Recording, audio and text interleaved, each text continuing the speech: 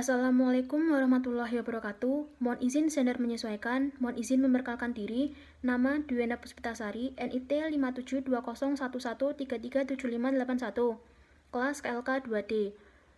Mohon izin menjelaskan video tentang tugas pokok dan fungsi Bea Cukai, Imigrasi, dan Syah Bandar. Pertama, tugas Bea Cukai.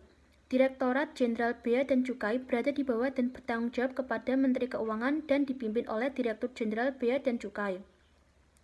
Direktorat Jenderal Bea dan Cukai mempunyai tugas menyelenggarakan perumusan dan pelaksanaan kebijakan di bidang pengawasan, penegakan hukum, pelayanan dan optimalisasi penerimaan negara di bidang kepabeanan dan cukai sesuai dengan ketentuan peraturan perundang-undangan. Fungsi Bea Cukai. Pertama, perumusan kebijakan di bidang penegakan hukum, pelayanan dan pengawasan, optimalisasi penerimaan negara di bidang kepabeanan dan cukai. 2. Pelaksanaan kebijakan di bidang pengawasan, penegakan hukum, pelayanan dan optimalisasi penerimaan negara di bidang kepabeanan dan cukai. 3. Penyusunan norma, standar, prosedur, dan kriteria di bidang pengawasan, penegakan hukum, pelayanan dan optimalisasi penerimaan negara di bidang kepabeanan dan cukai. 4. Pemberian bimbingan teknis dan supervisi di bidang pengawasan, penegakan hukum, pelayanan dan optimalisasi penerimaan negara di bidang kepabeanan dan cukai. 5. Pelaksanaan pemantauan, evaluasi, dan pelaporan di bidang pengawasan, penegakan hukum, pelayanan dan optimalisasi penerimaan di negara di bidang kepabeanan dan cukai. 6. Pelaksanaan administrasi Direktorat Jenderal Bea dan Cukai. 2.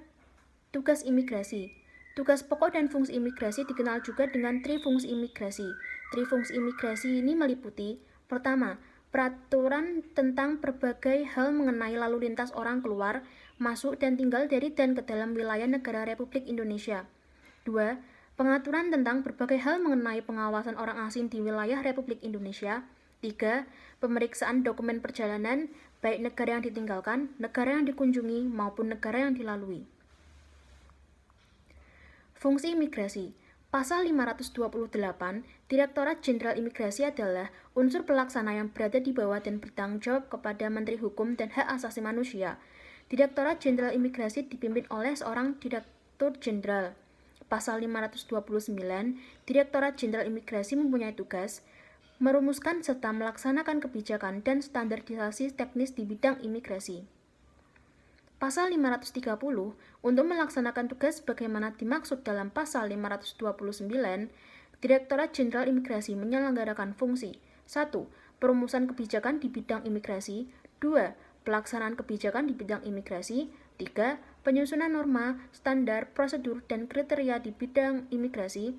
4. Pemberian bimbingan teknis dan evaluasi di bidang imigrasi.